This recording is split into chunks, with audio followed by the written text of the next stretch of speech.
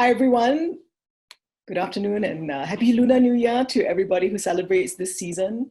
My name is Cheryl Chung. I'm the Program Director of Executive Education Singapore Futures here at the Lee Kuan Yew School of Public Policy. And I'm so excited to welcome you to the launch of our new webinar series, Futures Forward. I see many colleagues and friends in the audience, which is just wonderful. I'm so excited to be able to have this chat together with you. So here at the Lee Kuan Yew School Executive Education, we work with individuals and organizations in the public policy space to address a lot of their training and consulting needs. And through the years of doing this work, I think one question keeps on coming up, and that's the question of how governments should respond to an operating environment that keeps on changing, where a lot of the long-held assumptions and beliefs that we have might be challenged, and often in very unexpected and disruptive ways. So how do we design governments for resilience and efficiency? I think these are a lot of the questions that we find ourselves talking about in our classrooms. And so this is why we've decided to launch this webinar series, where we're really hoping to discuss public policy applications of futures thinking across a wide range of topics. And I hope to see a thriving community of thinkers, practitioners, putting their ideas and experiences out into the world. So I'm so glad that all of you are here and part of this conversation today. So in this first episode, we are looking at the topic of futures and public policy in Asia, and thinking a little bit about why futures thinking is important to public policy and some examples of this in practice. So to weigh in on this topic, we've got three distinguished panelists. First, we have Liana Tang, the Deputy Director for the Center for Strategic Futures in Singapore. And we've got Suzanne Roth, the Advisor on Chief of Knowledge Advisory Service Center, Sustainable Development and Climate Change Department for the Asian Development Bank. And Julisha Kulasuria, Executive Director for the Center of the Asia Pacific, Deloitte. So before we begin, a few housekeeping points. I don't want to take too much time. So for the first half of the session, we'll spend some time hearing from the three panelists and having a little bit of a discussion. And after that, I would like to open this discussion up to the floor for questions. So if you take a look at your webinar setup, there should be a little button that says Q&A. So we'll take our questions through this Q&A button. And if you can list your name as well as the organization and your question, that would be fantastic. So we've got a little bit of context of who you are, where you're from. The chat is also open for comments, so very welcome to hear your thoughts and feedback from that as well. Okay, if everybody's good, let's get started. And we'll start with Liana. So Liana is the Deputy Director at the Center for Strategic Futures Singapore. Liana, thank you so much for joining us today. It's such a pleasure to have you and grateful for your support, through different collaborations and of course events like this. You come from the Center for Strategic Futures at the strategy group of the Prime Minister's office in Singapore, which I would say is generally regarded as leading the practice of futures and strategic foresight in public policy. And I really love what the CSF lists as its vision, to build a strategically agile public service ready to manage a complex and fast-changing environment. And I think that really speaks to this question that I introduced this webinar with. So Liana, can you tell us a little bit more about your work, share a little bit about what futures thinking looks like to you? Yeah, sure. Thanks. Pleasure to be here. Thanks, Cheryl, for having me. So thanks for that great introduction as well, but I'll just share a little bit more because then demystify what the Center for Strategic Futures is. So we're a small group in the civil service, and like Cheryl said, we are cited in the Prime Minister's Office Strategy Group, and that is the group that does a whole of government prioritization and planning, and it works with all branches across the public service. And we serve the foresight function to that purpose, but we also serve the rest of government in our foresight work as well. And I think that's quite important to note, that we serve those different functions. A little bit more about what that foresight work looks like. So if you primarily think of our clients as basically the whole of the public service as well as our leadership, we do a few things. And I like to frame it in three things, but of course, later on in Q&A, I'm sure more specific ideas will come up as I respond as well. But very broadly, because foresight could really be anything pertaining to helping you think better about the future, and that's important in life, basically, because all of our experience is centered on the past. So how do you then more systematically think about the future, because we're undeniably biased by our experiences in life. So there are three things I like to tell people that we do at the Center for Strategic Futures. And it sounds deceptively simple. First, we scout over the horizon, what's coming, looking out for signals of change. There is a great quote that futurists like to use, that the future is all around us, it's just unevenly distributed. And it's exactly right, because once you know how to look out for the little signals of change, you can tell, well, what the future might be.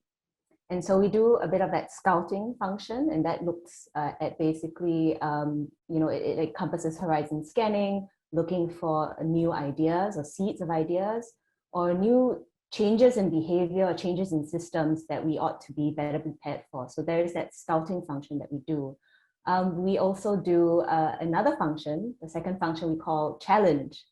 And broadly speaking, that's about challenging the way we think today, because so many ways of thinking today, if you think about it, is fundamentally out of sync with the kind of future that we want. And it's everything from, there's a great example that I like to talk about. Early last year, I think the US launched the new uniforms for the Space Force. And if you remember, they had a camouflage, they basically used the camouflage uniforms. And of course, that drew criticism because, hey, there are no trees in space, right? That's a great example of basically that, this visionary rhetoric was out of sync with the structures and thinking of today, or it seemed to be. There probably were other considerations, but it seemed to be. And that's what we mean by challenge, right? There are a lot of ways that we think today that is out of sync with the future. How do we challenge that? And so there is a bit of that function that we serve. And the third thing we do is we grow, because we don't think foresight in government should be basically monopolized by one group of practitioners. It's not sustainable. It's better for the system if more people were converted to the tools, the methods, and the ways of thinking in the practice of foresight, because that's how you then proliferate in a more sustainable way, forward planning for the public service. These are our three broad functions. I'll talk a bit more about what these examples are. I'm sure they will come up later on. But these are the three ways I would describe what we do at the Center for Strategic Futures. Great, thank you so much, Liana. Can you tell us a little bit more about the Singapore government's approach to futures work? I mean, I think from public policy perspective, it does seem quite unique. And I would be particularly curious to hear a bit more about, how you see it being useful in policy making, and specifically if there are any specific projects or examples. I think that would be very interesting for our audience. Sure. I think a great way to start that is to think about how our origins. So the Center for Strategic Futures is just over 10 years old in its current form, but the practice of foresight in the public service in Singapore predates that by a good 30 more years before that.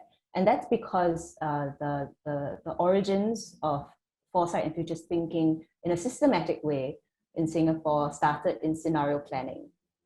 And there were many factors that contributed to this. I think primarily the value that leadership saw in the importance of having a systematic way to think about the future. And the other factors had to do with the fact that, we were in a nation building phase. We are extremely vulnerable, and Singapore is exposed to all kinds of existential threats. So we started systematizing scenario planning in the 80s to 90s, and it originated in the Ministry of Defense. This is not unusual. Most countries have their foresight systems start in the ministries of defense or equivalent, basically because of the hefty investments that they had to inject into that sector. And that expense then, of course, warranted, very practically speaking, better ways of thinking about how long all these investments will be useful for. So those were our origins, and along the way, we have actually expanded our methodology beyond scenario planning to capability building tools that are easily applied to different situations as well, because that's also a lot more nimble in helping you respond more quickly to change.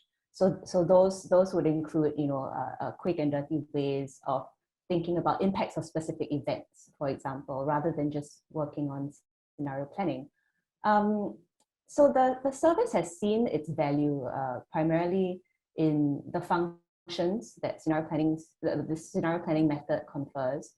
It does give you a discipline every 3 to 5 years to very systematically look at the way the environment is changing, what the new challenges might be. A very systematic way then to think about how plausibly those factors from the environment will impact your future, and then how very systematically you ought to respond.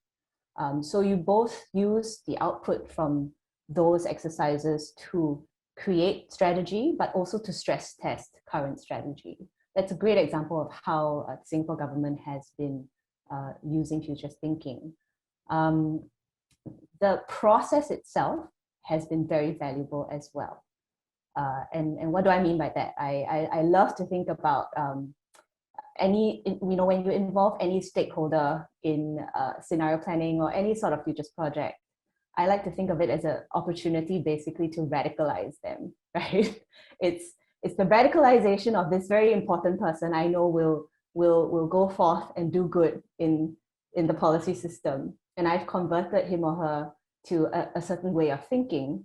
The biologist in me calls it the catch, tag, and release strategy. We don't only do that based on the projects, but even the center itself has served as a catch, tag, and release sort of system. We have very deliberately made sure that talent circulates through the system, through the center, and go back into the policy space to apply what they've learned in the policy space.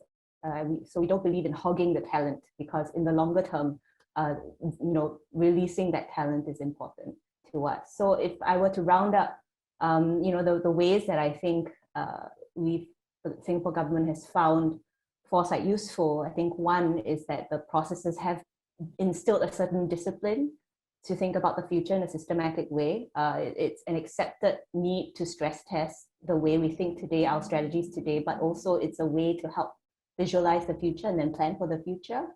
And the other is really developing that foresight thinking mindset across the system. It's slow, but it's reaped rewards. Fantastic. So it's such an interesting approach. Then we had a question from the audience, if you don't mind. I'll just interject it before we go into our other panelists. So somebody in the audience asked whether or not the foresight approach used by Singapore was closed, democratic, participatory, bureaucratic. How would you categorize the process and the approach? Interesting question. I think in all the work that we do, there is a degree of participatory a participatory element for sure. And that's because we don't think anyone has the monopoly on the way we think about the future. In fact, it's really important to us that we take in views, especially from unusual quarters and quarters outside of the service as well. And that's because we are very, allergic. If you talk to a futurist, you're very allergic to the possibility of groupthink and the possibility of blind spots. So that is a given that we do need to take a participatory, or at least some kind of very consultative approach. It does not mean that it has to be a big, 200 people sort of engagement. What I mean by that is actually it could be a small engagement, but really specific people that you want to engage in order to enrich your work. I think the question is cheekily trying to ask if the work of the center is influenced by its decision makers in terms of the kinds of scenarios that we put out to them. If that's the case, I have a reaction to that. And the reaction is, the easy answer is no. We don't put out the stories that they want to hear, because then that's we're not being very helpful. But that said, being someone who likes to think a lot about how you communicate foresight, you do want your audience not to reject you. So it is very important then to think about creative ways around presenting something that's quite possibly unpalatable to your audience in a way that is palatable. So while we don't tell decision makers what they want to hear, we tell them the things that they should hear in a way that they won't not listen to you. Yeah, and what a skill that is. Really not easy for any of us, right? To be the messenger of these hard truths of the future, and to be able to communicate them in a way that you won't get rejected and fired. So I think but thank you so much, Liana, for sharing your insights. Perhaps we can go to Suzanne from the ADB. So Suzanne is the advisor and chief of Knowledge Advisory Service Center, Sustainable Development and Climate Change Department at the Asian Development Bank. And she developed ADB's first Futures and Foresight program. So that's one interesting fun fact about Suzanne. Suzanne, you've got a very interesting perspective because Liana's coming, of course, from the perspective of the national government, with that kind of stakeholder, but you're coming from the perspective of working with many governments. Can you tell us a little bit more about your work and what futures thinking looks like to you? Yeah, I mean, it has been a really fascinating journey for the Asian Development Bank. What started as a very small, what we call demonstration project in 5 countries now is something is embraced or increasingly embraced in the bank as a tool to bring various stakeholders together, to open new opportunities, to overcome groupthink and have a debate, a bit more of a debate at the edge. I think as a traditional infrastructure bank, which we used to be, going on a journey of transformation where we have a new strategy 2030. We are embracing, of course, the changes in Asia and the Pacific, rapid development, digitalization, now the big disruption. We are realizing how important it is to ourselves navigate uncertainties and kind of enable a more diverse, enable more diverse perspectives in our own organization, and at the same time also engage with our developing member countries a bit differently on foresight. Because we think about it as a development bank, we come in and we look at 3 to 5 year programs, right? Lending programs. And we support the national development strategies, and we support development projects or programs or policies which have been identified by our developing member countries. Of course, we engage in policy dialogue and knowledge work, but still it's very much 3-5 year horizon. So now coming in and saying, well, we are there obviously for the long term. We've been there 50 years. And also if we look back at the 50-year journey in Asia, and there's a great book which was written by our previous president Nakao, which says the most successful countries in terms of development in Asia actually had very visionary leaders. I mean, Singapore is one great example, and they had vision and they had kind of scenarios for the future. So that helped to build strong institutions and strong capacity and, bring participatory approaches to policy making together. And I think that's kind of where we see an opportunity. We can help countries facilitate a dialogue about a future, and that can be then owned by a bigger group of stakeholders beyond politicians, which are only there for certain cycles, but by the civil society, by the populations. Then the politicians can be held accountable to that, and we move towards this not only imaginary, but desired and possible future. So that's where we see an opportunity for us, overcoming short-termism, of course, addressing the quickly changing world uncertainties, embarking on a journey that needs to be a lot more sustainable and low carbon oriented, and bringing these different groups and stakeholders together. So I stop here.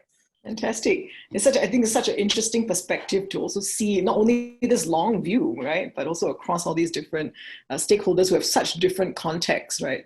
So we connected last year because you put out this book, Futures Thinking Yes. in Asia and the Pacific, Why Foresight Matters to Policymakers, which was really interesting because it compiled a lot of lessons from those demonstration projects that you talked about, right? This ADB initiative to apply futures and foresight tools in Armenia, Cambodia, Kazakhstan, Mongolia, China, Philippines, and Timor-Leste. A very, very diverse and interesting list. You know, looking across the different countries, I would be very curious to hear about your reflections on what has worked, what hasn't worked, and whether there are any maybe critical success factors. Yeah, I can say the very critical success factor is that there is an interest and a group of possible champions in the country. So we really need the local think tanks, and we need to have, and maybe that's an opportunity that could come out of the seminar, we need to have a stronger peer-to-peer learning platform, especially for policymakers across Asia Pacific. This exists already in Europe. OECD is supporting such an initiative, for example, but it doesn't exist to this extent in Asia Pacific. There's the Asia Pacific Futures Network, but it's often academics and, you know, like-minded people, researchers and so on. But I think at the policy level, it would be great to have such a network. So that's number one. What we experienced is it was always great to come in. It was always very exciting, and governments really embraced it. They enjoyed it.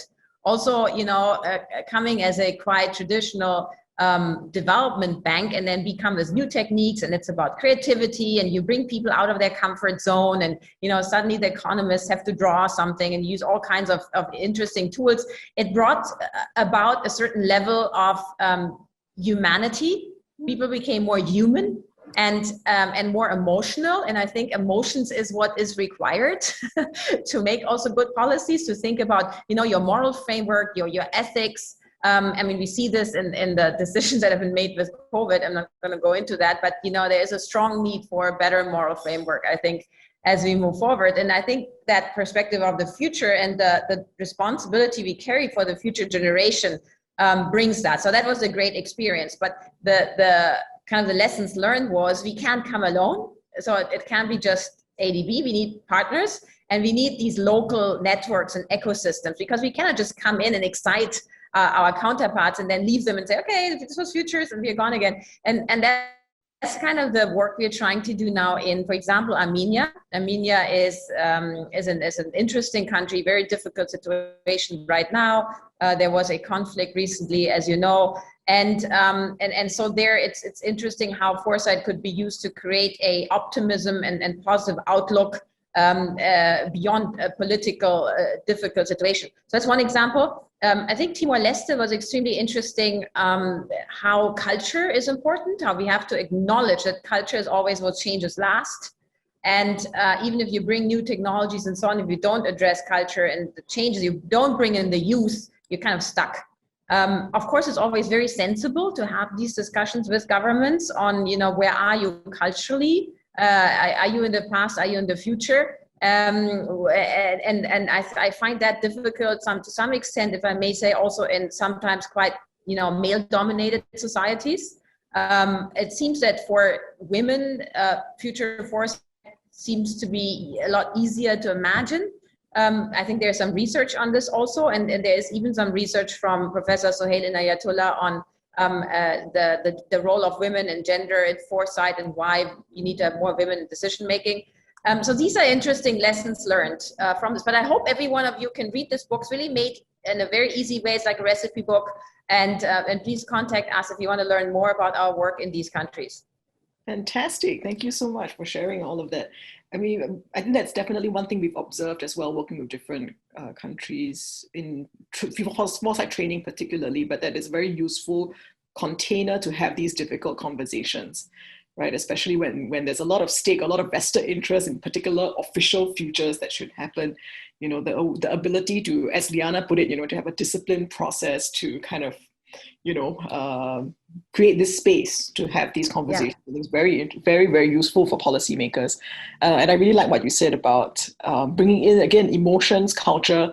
In strategy work, we say, culture eats strategy for breakfast, right? So if you can't get these things sorted out, it's actually very difficult, to do all these strategic, wonderful, strategic, ambitious, bold visions that we want. So these are such important platforms for conversation. Thank you so much. And last but not least, let us move on to Dulisha. So Dulisha is the Executive Director for Center of the Edge Asia Pacific Deloitte. And Dulisha and I first met in San Francisco, I think maybe 10 years almost ago. I was going to meet different futures organizations in the Bay Area, and I just remember being so fascinated with this idea of the edge and super curious about these private sector approaches to what Liana calls scouting, horizon scanning, as we say in the futures world. So can you tell us more about your work and share a little bit about what futures thinking looks like to you? Sure, yeah. Center for the Edge. The reason we actually call ourselves Center for the Edge is because we believe that all disruptions emerge from an edge, right? So the core is what runs the world today. The edge is what we're paying attention. And these edges can be everything from a demographic edge like the millennials, or it could be a geographic edge like Southeast Asia, we hope, or it could be the edge of a business, but it's always looking at the edge over there, trying to distinguish between fringes, fads, and edges, and then honoring that and saying, okay, what are those edges? That's where the scouting, everything comes into play, and say, given those edges, what should you do today? Like, what could that and should that future look like?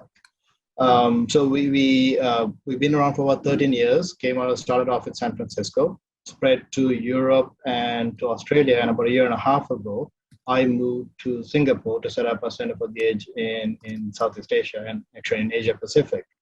So this has been a really fascinating conversation. I really like the aspects of culture and emotions and bringing that in. Our clients are mostly private clients, so the largest private clients in the world, and trying to get them to change is not easy. Their struggle is mainly there's a way they make money today and there's a way they could make money tomorrow. But I think it was kind of said here, leadership matters in a big, big way. If your tenure as a leader of a company, your CEO, what you're leading is 3 to 5 years, and these tenures are getting shorter and shorter, you may not get that long-term thinking that we wish to. So the best leaders we have seen are the ones who want to leave a legacy, who kind of gotten what they want and they want to go beyond that. So that really matters a lot. And other things that I picked up from this conversation, so one of Cheryl's points to me when she brought me on was saying, how can we connect the world of public and private? For the world that most of us, I think, wish to have, neither public nor private are going to be able to do this alone.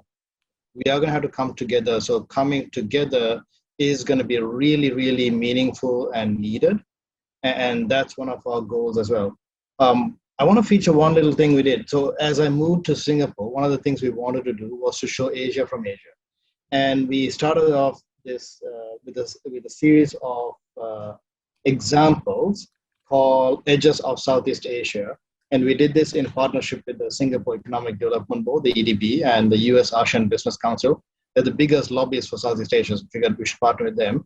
And we came up with 25 different cases. And to Liana's point, a lot of it is about communicating, right? So we didn't write a 40-page report like we normally did. We did these cards, which in some domains are very common, but in the domains that we play in are not. So we're trying to, again, communicate differently, bite-sized, easy to understand. And this is not meant to be comprehensive, but it's a way to get people to reimagine this region differently. It's a way to drive creativity. It's a way to get them outside of what they know and to look out to kind of step away from what they know and imagine what they could, if they combine 3 or 4 of these cards, what it could be. I'm going to pause there and see what questions. I'm really curious to see what questions this audience has for me or for us. Yeah, absolutely. Very, very interesting.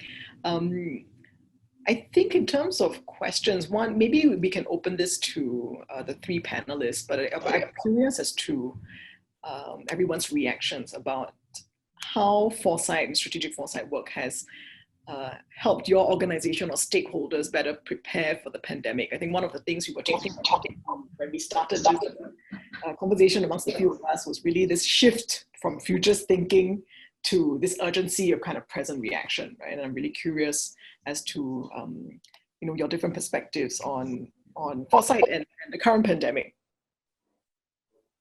If I were to just add a little bit, so when we started the center 13 years ago, we spent a lot of our time trying to convince business leaders and everyone else. We've also worked with institutions like the World Economic Forum, World Bank, that disruption is imminent, that you need to take disruption seriously. About 5-6 years ago, that kind of went away. Nobody questions about that anymore. I think the biggest thing the pandemic did, it took a while for people to get into it, but it really accelerated change. And it accelerated kind of the need to look ahead. Yet at the same time, paradoxically, people are stuck in, we need to get out of this first. So I think it has anchored on people that we need to change, but at the same time, they don't know how to get beyond the now to step ahead. That's what I saw. But love to hear from Liana and Dr. Suzanne as well. Maybe I'll go next. So I echo Dulisha's reflection. So for sure, when the pandemic started, everybody's concern was primarily to get out of the crisis. And so there is a lot to reflect on just that period of 2020, what the practice of foresight looked like. But I think the question, was how did foresight prepare you better for the pandemic? I think it's not so easy to draw a line of influence. And like I said earlier, there is something to be said about the investing in foresight for the long game. In Singapore, we have been very fortunate that we started investing in foresight for the long game many, many years ago. I like to think that has contributed to some of the resilience that we saw during the pandemic management and thinking last year. And by resilience, I mean, really learning from past experience. When Singapore was hit by SARS, and it was such a transformative crisis that a lot of the capabilities that we ended up relying a lot on were thankfully there last year.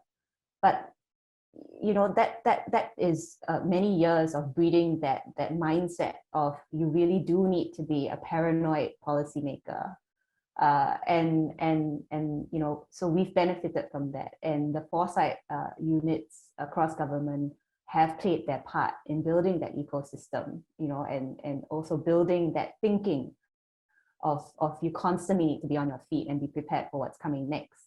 I think the fact that Singapore was always concerned about, it's basically its existence. We are a very unusual country, and all these vulnerabilities have contributed to the fact that we probably were a little bit more resilient when it came to reacting. But that's it. There was still a lot that needed to be done during the pandemic when it hit, and I think like any other country, we were all hands on deck, pretty much, basically managing the pandemic and trying to get everybody out of the crisis and trying to keep Singaporeans and its residents safe. But the practice of foresight did help last year in informing a lot of the policy thinking to react better. And what I mean by that is that the tools that the practice of foresight brings actually did help, the policy space take a pause and think a bit more clearly about the impact of the events that were happening just at least 2 or 3 steps forward. And at the time, that wasn't, let's think about 2021. That was, let's think about next month, right? And this was, 2020 was a year where you didn't know what the pandemic would look like next week. So policymakers really struggled to respond in a way that was sustainable, you know, and in a way that was at least a couple steps ahead. And we saw that the futures tools that we had in our toolkit actually did help quite a bit.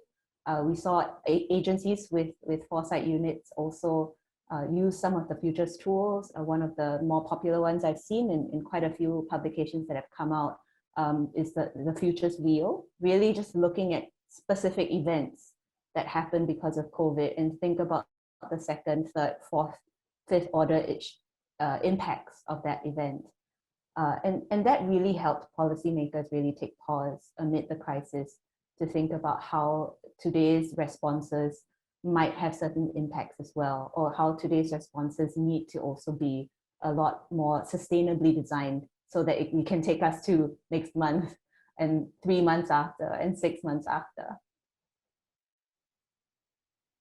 Fantastic. It's such an interesting,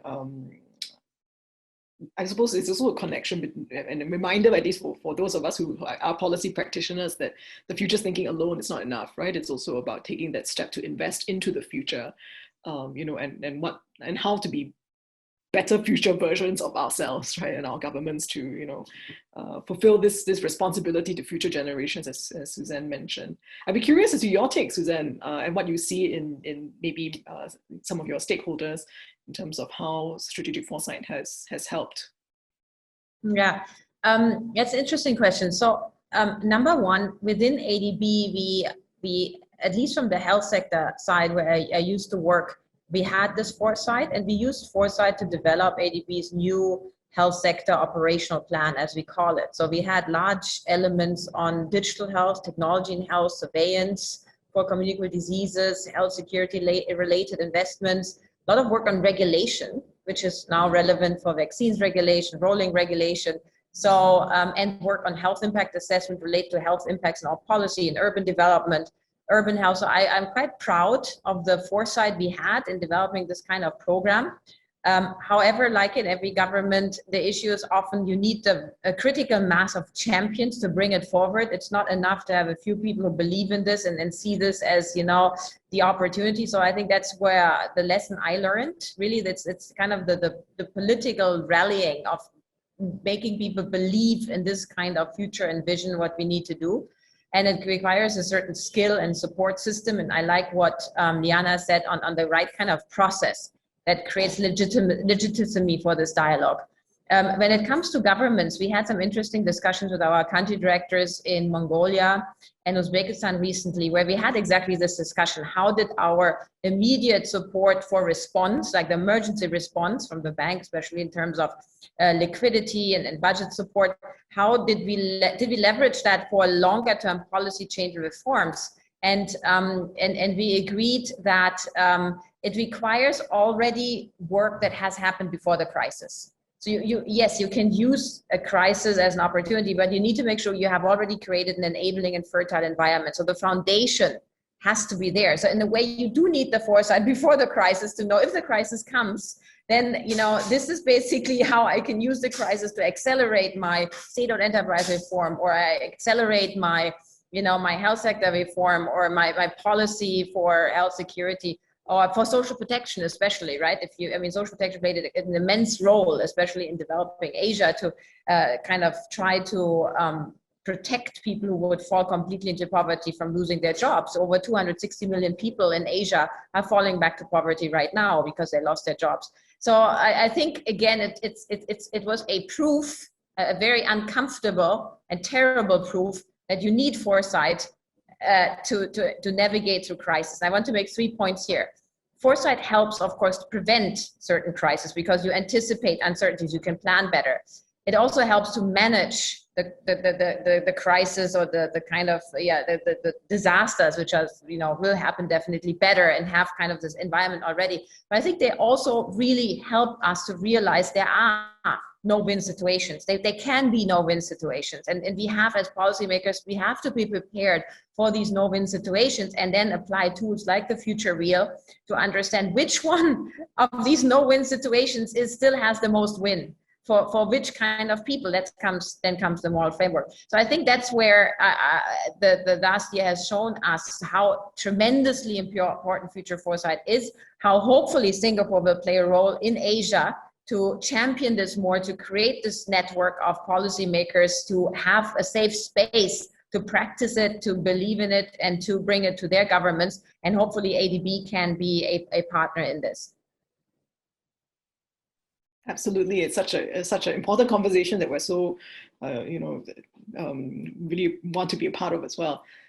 I think one of the things we talk a lot about in a public policy school is that, there's very often winners and losers in policy change, right? And there's so many of these unintended consequences that also happen, sometimes with really good intentions. And tools like the Futures Wheel, which Liana mentioned, are such useful ways of also trying to map out, these possible impacts, to start to really think and take some time to pause and think about the consequences of our actions, right? As well-intentioned, as well-meaning as they might be. I think for me, one interesting question is also that maybe might be a controversial statement, but is futures thinking only a developed world phenomenon, right? And how can futures work? Yeah. Is thinking be used in the developing world? I'm curious also, especially in terms of where, let's say, public policy capacity might not be as good. I'm curious as to your thoughts on that. Yeah, it's an interesting question. And in our book, we have actually a sentence on it. I have it open here on my other screen, where we are saying in the conclusion, future and foresight used to be a luxury, right? A luxury, especially for the developed countries. That's what we thought. I mean, Finland and Europe leading it, Singapore, US government, many European countries, Australia. And these futures and foresight experts were extremely expensive and already had this kind of a status of glamorous people, and had certain skills to bring the emotions and planning and data together. Whereas now it seems it's a commodity. You need it.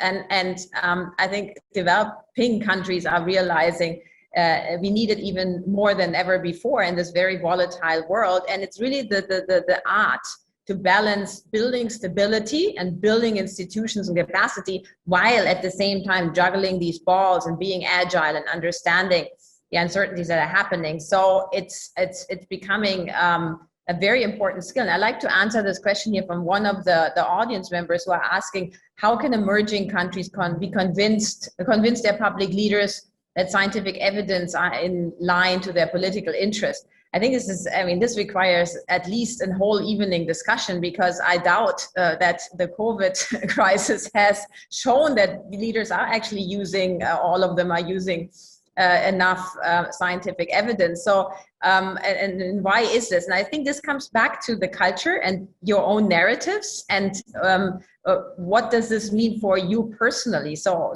that's where hopefully we can understand better policymakers, not policymakers, but political interest agendas, and maybe be smarter in using these agendas for the public interest.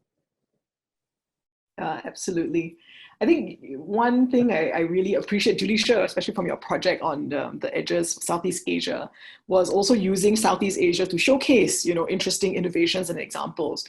That I think it's a myth that the developing world can only learn from the developed world. Can you tell us a little bit more? What I want to build up it's the futures thing is relevant because it's those in power who can actually help enact the change and drive that change. However, developing worlds have an advantage that they do not, in some cases, have embedded infrastructure and systems to change. It's much harder to change embedded infrastructure. So going mobile first happened much, much faster in Southeast Asia because they didn't have the telecom networks that others did. And when you have systems in place, there are a lot of people who are protecting those systems and are against change. So in some places where there's a vacuum, there is also a huge opportunity to leapfrog into the next, because you don't have to, work against the lobbying of the incumbents. So there is a huge opportunity here for developing world. And I think the likes of ADB can be hugely helpful here in helping and investing and kind of driving kind of the leapfrogging opportunity here for developing nations. Yeah, so interesting. I think one of the other things that's coming out in a little bit in the questions is also, Delisha, you talked about this private-public kind of intersection, right? So I think one question I have for you is what do you think the public sector can learn from the private sector? And if I can turn that question back to maybe Liana and Suzanne, actually, what do you see the other way as well, right? What can you learn from the other side? And I'll be very curious as to your... Yeah, so like I said before, not all public companies behave in a way we want them to, but private companies behave in the way we want it. But the ones that are more futuristic and visionary, they tend to be proactive rather than reactive. So they're not waiting for something to happen. They are the ones who kind of have a narrative, have a vision, state it and go after it. So they're the ones who kind of set a direction. They are very much focused on experimentation and learning and taking risks. And there are ways to kind of manage the risk in such a way that it doesn't bring down the whole firm, right? So they're very good at kind of driving and experimenting at the same time. So they're not satisfied at where they're at. And it does come down to culture, right? And in some ways, you could say that a corporate and company culture is easy to manage because it is kind of, it's hierarchically structured versus a nation or some other culture like that, right? So those are things that we're seeing that maybe can translate over to the public sector as well. But I'm curious to hear responses from the rest and also to hear how it flips the other direction as well. Yeah, absolutely. Maybe Liana, if you could go first. Yeah, so I always look forward to learning from the private sector. Any sector that's outside of our domain. And it's really because just by virtue of being immersed in a very different corporate structure already breeds a very different kind of thinking. And I think we should always be challenging ourselves with being exposed to other ways of thinking. So I've always looked at the private sector, as a source of different ideas. I think they are a lot less inhibited by a lot of the structures that the public sector has. And so, like Delisha said, it's always the source of really quite radical vision and quite radical change and experimentation, like you said. We do see a lot of the very brave sort of fringe ideas come out from the private sector. And those are always great signals of how the world might change. And so I look to the sector really for that kind of inspiration, that different kinds of thinking. In the public sector, there are several limitations that we're bound by. And so as much as you do want to be visionary and work towards building a future that is compatible with what you desire for yourself and for your country, it is still within limitations of responding to what the environment gives you. It's also limitations of the accountability to the public and the way you are resourced, for example. And so within those limitations, there is so much we can do. But I think what's great about being in the public sector is that the long game is a lot more evident. The fact that you don't have a bottom line to chase is a great freedom that we enjoy, and that has been a great factor to, I think, what people like to say is the success of futures thinking, at least in the Singapore government. And Liana, I want to underline that we shouldn't always look to emulate the private sector, because as you saw in the example of the US and Donald Trump, not all good things emerge from having a private sector kind of point of view. So that's right. Still recovering from that. We'll be recovering from that for a while. Mm-hmm. Maybe one more point to that. So we were very interested to learn from the private sector. So we worked with Professor René Rohrbeck, who looks at private sector in Europe and advises large private sector companies from automobile to wind power and so on product development and uses foresight sales. I think it shows that those companies which balance foresight with present strategy in private sector are actually more successful and also more stable. I mean, survive longer. That's the case. So I would say, yes, we can learn also from the business world that there is a business case to make for foresight. And then, of course, to what extent these products or services that the private sector develops are also in the interest of the general public or in the interest of sustainability, then again depends on the visionary leadership of such a company, right? Which brings us back to the need for future foresight already in early education and in this kind of leadership training. But I would say there is something to learn from the private sector. I mean, if we look at the technology developments, often we use things which we never thought we needed or were useful. And I would like to apply this kind of thinking also in foresight in general, right? Don't give people what they always wanted, but what they never thought was possible. Yeah, definitely. I think one of the interesting tensions also sometimes when we do these panels for our classes and we invite a private sector person, sometimes they express envy at, let's say, the Singapore government's ability to plan 20 years ahead, or to spend a long time doing a futures project, So I'm curious as to, there's this tension, especially for decision makers who always want results fast, right? In either sector, it doesn't have to be public or private. And so I'm curious as to whether or not, just to reflect one of the questions in the chat, whether you feel that there's a trade-off between some of these more longer-term institutionalized, maybe wide-scale kind of participatory projects versus the quick, kind of one workshop type foresight insight. And I'd be especially curious about where each one works or doesn't work. I see Liana nodding, so maybe I'll go start with you. Sure. This is the kind of question that I have very long answers to. So I'm just going to say a couple of thoughts, and then I'm sure Dulisha and Susan will add on. One, I think I gave the impression that everybody is converted, right, in the system, and that's not the case. I don't think that's the case in any system. You have your advocates, you have the people who believe, and you have caught, tagged, and released many people into the system. And by and large, in the Singapore policymaking space, yes, we are mostly, paranoid, overthinking policymakers, and that's great. But you do have your detractors, and like the question rightly points out, oftentimes you're fighting a fire. You have no time for a long drawn project for which I need insights like now, right?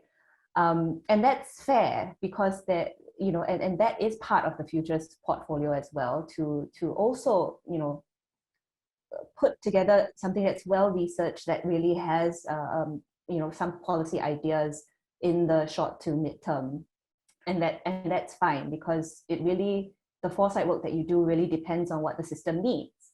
If the system needs a 2 to 3 year horizon kind of project, and it really needs it quite quickly, you can produce that. Now the question is that something that you want for the longer term? The answer is probably not. Probably in the long term, you also want a more sustainable futures ecosystem. Like Susan said, you want that pool of thinkers when a crisis hits to bring together to really make sense of what's going on and dig through the uncertainty. And to do that, you do then need to invest in the longer term projects, where in the immediate, probably 1 to 2 years, your decision makers are not going to see tangible impact. But then that's then a question of how you define impact. Is impact, for example, the fact that you have brought certain challenges to the table and you've given them a name so that decision makers can talk about it? To me, that's impact, right? So for example, even before the gig economy was a big deal, before the sharing, basically our digital economy became so transformative, we gave it a name. I think we called it, and this was, I think, back in 2013, 2014, we called it people as businesses. You know, we saw early signals that this is happening, right? People more and more are chasing different gigs. They find basically it's freelancing writ large, but that has tremendous impacts to how we design social security and how we design how people pay for their mortgage. And so, you know, we introduced this term so that people could start talking about it. It's obviously a challenge we have to deal with. And people start using it. And another word we introduced, you know, way back was this idea of digital barons. And this was before, you know, we had a term for it. I think later on, the more catchy term was digital giants, right? And so for me, you know, if in the next year or two, your visible impact is you've given things names and you've made the correct people in the system talk about it, that's also impact. And so I'm just going to stop there, right? Because we can really talk a lot about this immediate term impact and short-term impact. But the short response to wrap up, you know, what I just said is that a lot of the short-term wins buy you the space to do the long-term stuff. So it's very important to keep that portfolio mixed. Yeah, so I completely agree with Liana's last point. In the private sector, you will get no attention on long term if you cannot address a short term immediately. So one of our perspectives that we take to market a lot and has got a lot of attention is this idea called zoom out, zoom in. If you just Google zoom out, zoom in Deloitte, it'll come up. And it's really like it's developing that zoom out view, outside in, future back. So future back, outside in, looking at what the future could be and looking from there. But it doesn't end until you zoom in and do something about it. So it's kind of addressing the, just having this workshop and, we know the future and walking away. No, you have to do something about it. And you have to get a quick win. You have to go off the quick win, because that's what keeps that momentum, builds that momentum to keep going. If you don't have that, you don't get to play. You don't get to survive. It's too cutthroat.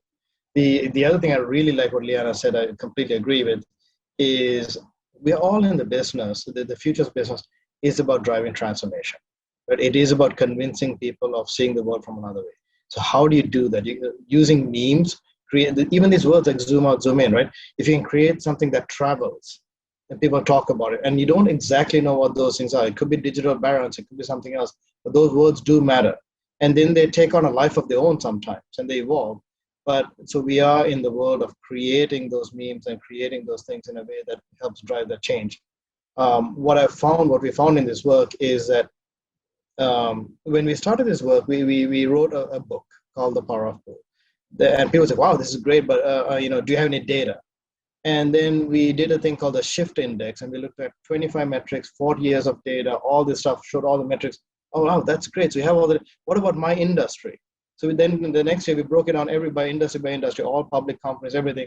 Oh, this is great. Do you have any case studies?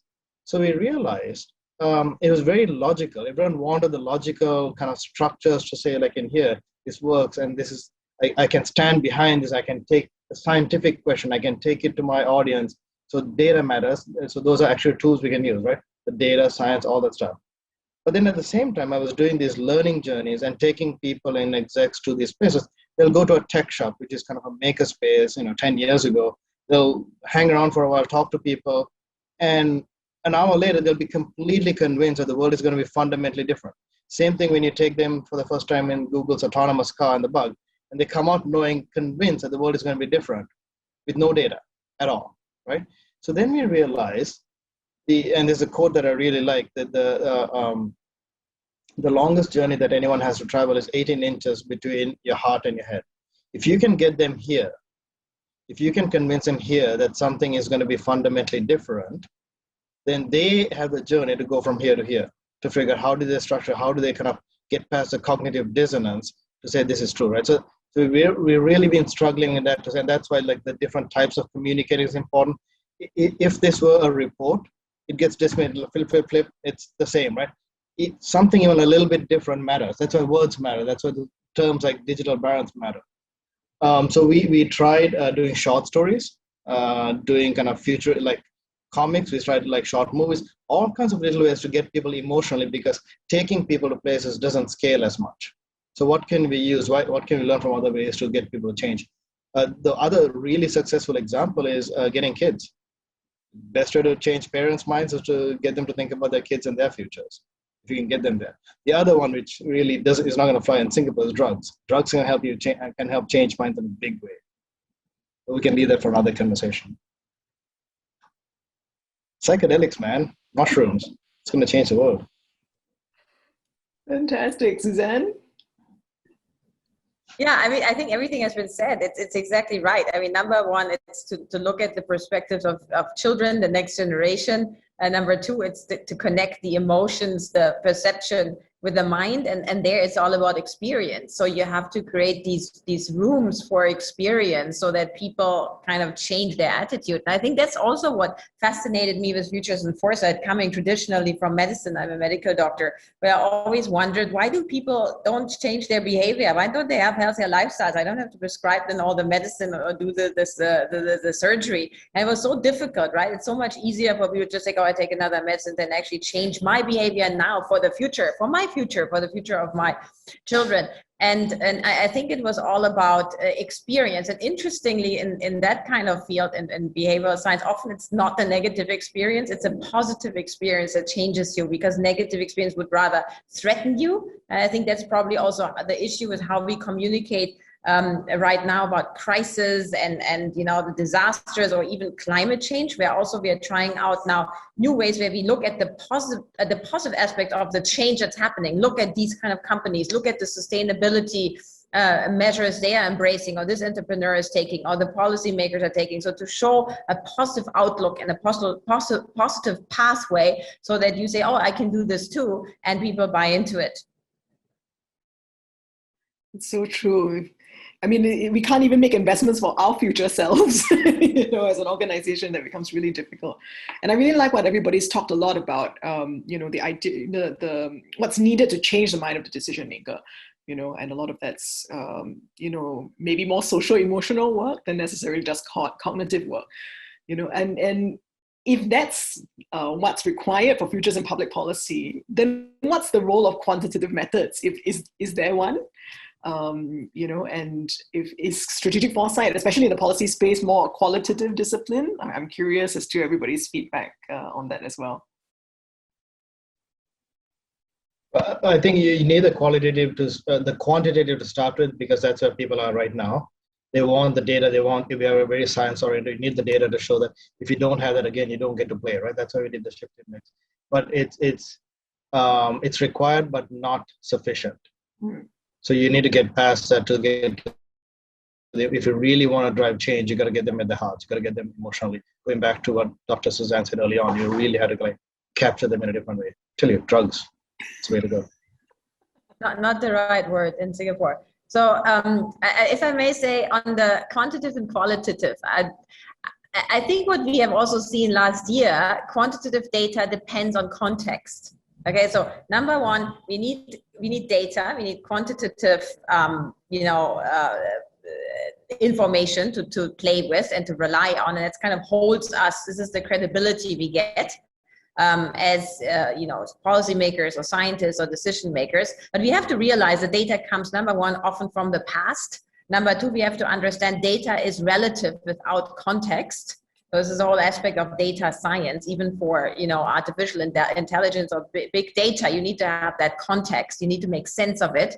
And that's where the qualitative aspect in research comes in, especially relevant for, you know, futures and foresight. So I think that the great thing is it combines both. It's a quantitative but also qualitative skills. It's a social science, and it's a data science. So that's probably why it fills a gap that exists often in policymaking. Yeah, I completely agree. And I think policymakers are quite naturally obsessed with data. But, you know, like you said, Susan, even if you can project into the future, they're based on very specific assumptions, whatever data you have. And your assumptions are not the only thing that will shape that data. It's also how people might respond to said data in the future. It's also how the context in the future and the environment in the future might look like as well. So, I completely agree. And I think another thing I would just add is that what the data does help in the practice of strategic foresight is in the plausibility factor, right? It's really just to tell your decision makers that, yes, maybe a lot of this story is descriptive, but it is grounded in some data. It is still plausible. And that really is to kind of get over that hump of, do I believe you, right? Do I believe that this might be a plausible future that I need to respond to? But sometimes that can actually be counterproductive. And that's why we found that if you put too much data also into a lot of the foresight work that you do, people get very distracted and then miss entirely the point that you're trying to make, and miss entirely maybe the assumptions that you're trying to challenge. Can I have a provocation here? I think after the Trump we are in a post-truth world. And to Suzanne's point, data can be showcased in many ways. It is about like interpretation of the data. One is historical, but it's also interpretation of the data. And you can see two sides of any topic, taking the same data, taking snippets of the same data, and making their own case for it.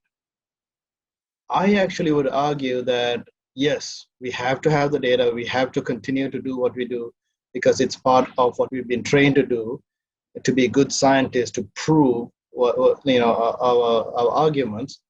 However, I think we should pay much more attention to the emotions and to the cultural aspects and to communicating things, and pay attention to why things might stick, that we are surprised as well.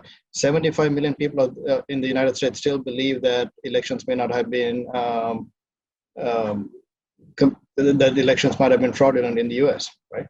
That's not a joke, and there's no data to prove that at all.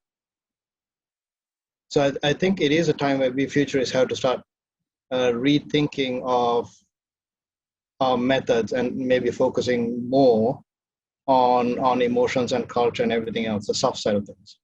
Yeah, I think that's why also it's important to understand why people come to believe what they believe, right? And it really helps to one of the most challenging functions that we serve, which is to challenge assumptions.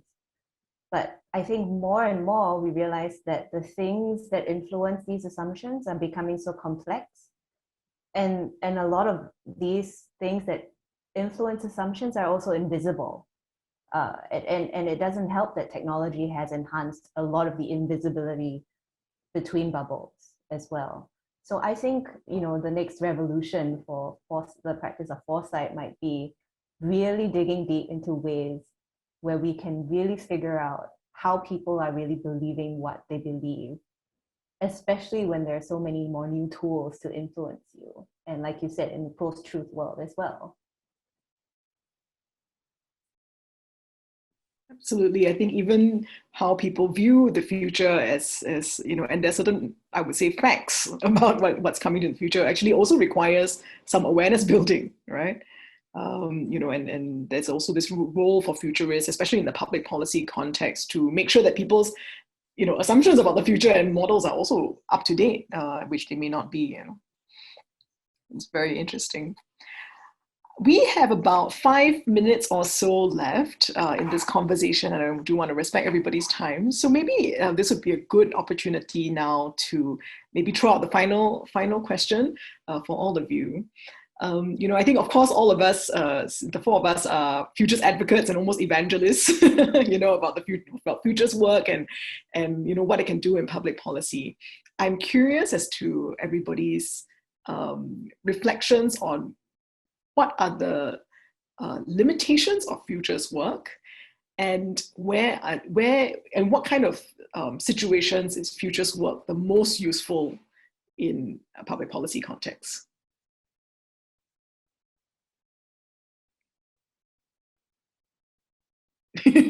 I see these thinking thought bubbles emerging. Dulisha, I see you've unmuted yourself. I figured, I'm the one further from public policy, so I should probably start. And I think for everyone, it's going to be continuing the kind of the top-down, structured, methodical ways. Continue to kind of spread the word, to catch, tag, and release more people who can take that out, because there is the systemic way of thinking is important. I think that we have to continue that. But I think where we need to stretch is much more on how do we get people emotionally? How do we kind of spend more time on communicating these ideas and paying more attention to that, and paying attention to the dark side of things, and saying, what do they use? How do they use it? What's so effective about it? And can some of those same tools and techniques be used for, at least in our opinion, better? Absolutely. Thank you so much. Either Suzanne? Yeah. I think the biggest constraint is really that, if I may speak in real Miller's words from UNESCO, is that not enough people are future literate yet. And maybe they have been before. Maybe there was more future literacy. Right now, it's a lot about now and present, and the desire to engage in longer term thinking needs to be nurtured again. So I think this is one of the constraints. A Thai colleague from the Institute of Futurists once said we need to relearn the art of the long game. So I think that's one of the constraints. In terms of what was the second question about the role in policy making? I can't hear you. Where is futures best used in public policy? Yeah, where it's best used. Definitely, I mean, at all levels, a general national development strategy, but also especially in industry policies and innovation policies, like what kind of industry verticals do we want to build and make sense, especially if you want to diversify your economy, if you want to move from natural resource heavy or low value production heavy in industries to higher value added, to more sustainable, to more to more sustainable industries. I think that makes a lot of sense, but also in each sector. It makes sense in each of the sectors, in each of the ministries. And I think this is where we have so great admiration for the Singapore government, where you not only have the strategic center and you build that capacity in your civil servants, but you also practice it throughout these different ministries. So this is kind of, in my opinion, probably the best practice that we all desire to achieve for. Fantastic. And then Liana, you can have the final word. Thank you. So I think the limits, but I need to quickly respond to Suzanne's last point, and it's related to my point. I think the limits are limited basically to imagination and passion. It sounds really passe, but it really is. I have seen from my experience how we have pushed certain ideas and certain projects forward just by virtue of the most junior person's passion for a certain topic. And thank goodness we did, because that had a really great impact. And even if that project didn't have like all of leadership's support, for example, so I think passion, so that basically that conversion to make people passionate is still important. But in terms of limits of imagination, I think limits of imagination of leaders, basically, right? I think we've seen great testament to the fact that if your leaders support the practice of foresight, it can be done. Resources might not be great, but some will be given to you. Some structures will be given to you. There will be some space for you to play in. And so then it's up to you to imagine what you can do with that space. It can be anything from the smallest, scenario project to the biggest horizon scanning program that you might want to set up. And that's what I mean by limits, right? It really depends on what space you're given. It really depends on the passion that you have.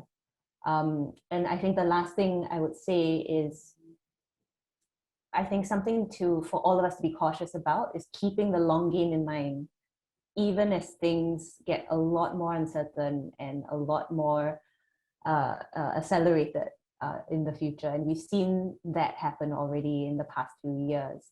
You're going to be experiencing disruption after disruption after disruption, and there'll be it would be really tempting to just say, that's it, let's just deal with next week when next week comes. But I think keeping that long game in mind, the fact that we are here for the long game, we have future generations to think about, and we have a sustainable system to build. That would be something that I think is very important and will continue to be even more important in the future. Fantastic. Thank you so much to the three of you for this wonderful, wide-ranging conversation. I know I learned a lot, about your different perspectives also, and I think the thing I'm taking away the most is really this: remember to play the long game, right? And I think especially in this current environment where there's a lot of uncertainty and a lot of anxiety about the future, I think having a set of tools to be able to think strategically, big picture for the long term, actually is quite a good anxiety reducing mechanism for us as individuals, but also as organizations and governments. So thank you so much to all the panelists. If the audience is willing to indulge me, as a thank you to our panelists, if you could share one key insight that you took away as an appreciation of gratitude for Dulisha, Liana, and Suzanne sharing both their experience as well as expertise. We'd really love to hear from you. And before we end off, if I can just have our slides. As I mentioned, this is our first webinar. So thank you so much for being part of our inaugural session. And because it's our first webinar and we're really looking forward to making it a series, we would really love your feedback. So if you can share your thoughts by either scanning the QR code below or logging on to that link, that would be fantastic. So we can get a little bit of a sense of what you would like to see, what you learned, that kind of thing. That would be really great. I might leave that on for a couple of seconds for people just to scan the QR code or log on to the link. Our team has also put that in the chat. If you are able to click on that, that's great. So the next thing I'd like to say is that we run a Futures Masterclass. We do this twice. We're hoping to do it twice a year, but for now, the next run is going to be in April, 20th of April, we're going to start. And we encourage people to come on as teams and to participate in this with a real world policy problem in mind. And for just a little reminder that we do have an early bird discount that's going on till the end of the week. So if that's something that you are able to take advantage of, I would strongly recommend signing up before the end of the week. Of course, at Executive Education, we also run a number of other programs. You can see it all on our website, but the next three that are coming up are Essentials of Policy Development, a Communications and Public Policy program that we run with WPP, and a Mastering Behavior Change program that we run with Kanta. And last but not least, we are ramping up our futures work here at Executive Education. So for future collaborations, more information about our projects, and of course, if you'd like to see what we're up to on a day-to-day basis, please connect with us on LinkedIn. We thank you so much for your participation and your attendance today, and especially once again, thank the three panelists, for sharing the time with us and so generously sharing your thoughts and insights with all of us here. Thank you so much. Thank you. Thank you very much. Thank Great you. evening. Bye-bye. Thank you.